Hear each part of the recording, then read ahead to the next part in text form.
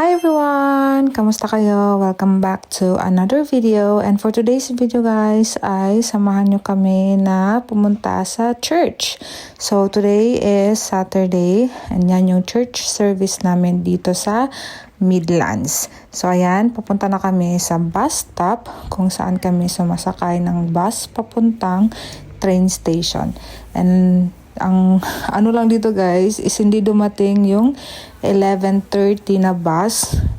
So nakasakay kami dito 12 na and ang aming train dapat is 11:50.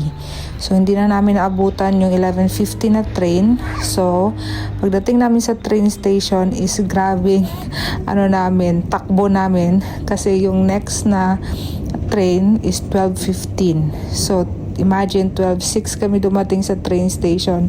Tapos 12:15 yung next train. Kaya yan ang nangyari sa aking sandals. Naputol na siya guys. Kakatakbo namin papunta para lang maabutan namin yung train. And then, ayan, this is a new way kung saan kami papuntang church. Kasi usually, dalawa yung stop namin. Shrub Hill, then Shrub Hill to Droitwich. Pero yung train na nasakyan namin, kasi nga hindi yun yung usual na pathway or daanan ng train, is pumunta siya sa Worcester Parkway. And then dito kami, bago to sa amin kasi first time namin to napuntahan. So ito yung Worcester Parkway. So dito pala siya guys, meron palang ganitong train na dumadaan din dito. And then sobrang tahimik niya. As you can see, isa lang yung naghihintay ng train dito. And then kami na yung pangalawa. So nasa gitna siya ng field. Ayan. So sobrang bago lang sa amin. Kaya ayan, dito tayo sa Worcester Parkway. Then after namin mag Worcester Parkway is ang next station nito is Worcester Foregate Street. So yung Foregate Street is familiar na yun sa amin. Pero ito talaga is first time namin makapunta dito. Pero yun lang, ang ganda lang din kasi yan, na-experience mo or nakikita mo na may mga ganito pala din na train station dito para hindi ka din na manibago. So ayan siya. And then one lane lang siya. So parang papunta lang talaga doon. Then after that is nandito na yung train. Nasasakyan namin.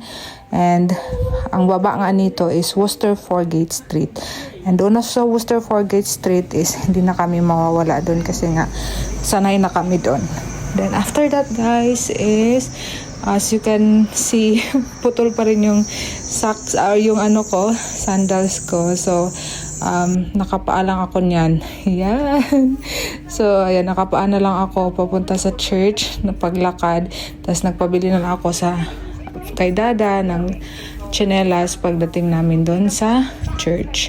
So, usually ang dating namin sa church is 12:54. Pero ngayon nga na naiba yung daan namin, dumating kami ng halos 1:30, which is medyo late na kasi nga 1:45 or 2 o'clock din yung start ng service dito sa amin. So ayan, wala masyadong tao dito sa train na to. Then ayan kami, nakaupo na dito. So andito na tayo sa Worcester Foregate Street. And then after that is Droitwich na yung next nito. So ayan, naghihintay na lang kami dito for the next train.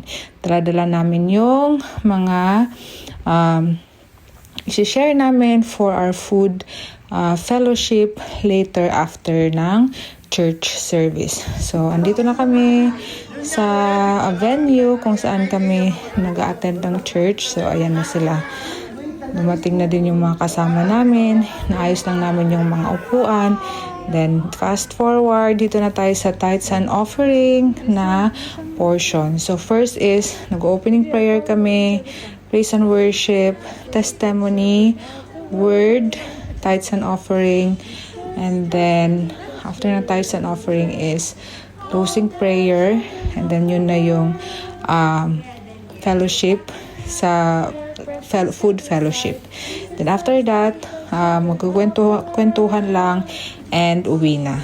So andito na tayo sa aming sharing ng dinadala naming food. Meron tayong kutsinta, puto, dinuguan. Yan yung paborito ng lahat kasi minsan lang makakain ng dinuguan. At yun yung dala namin is kalderetang pato, luto ni Dada. And fast forward, after kumain is nagmamadali na kami kasi ayan, kinakatch namin yung 5:25 na train. Then, ito na kami, nakasakay na kami para umuwi na sa Cheltenham. Then si Dada, ayan, knock out or knock down kasi nga galing siyang night, and then later is magna-night shift din siya. So kung darating kami ng 6 p.m. dito sa Cheltenham sa bahay, meron pa siyang isang oras na power nap before makapunta ng ng work. So ayan, nandito na kami sa Cheltenham and timing din na may bus agad na dumating, and yan yung sinakyan namin pa town center. And pagdating namin sa town center, sabi ni Dada para diretso na tayo matulog is itry naman namin tong Wingstop. So tinry namin at kumain na kami. Tsaka yan si Dada nakatulog na. Habang ako guys is may energy pa na mag-film ng video, nag-unboxing ako ng mga napamili ko sa Shein. So hanggang dito lang muna guys ang ating video. Salamat sa inyong pagsama at see you on our next one. Bye bye! God bless!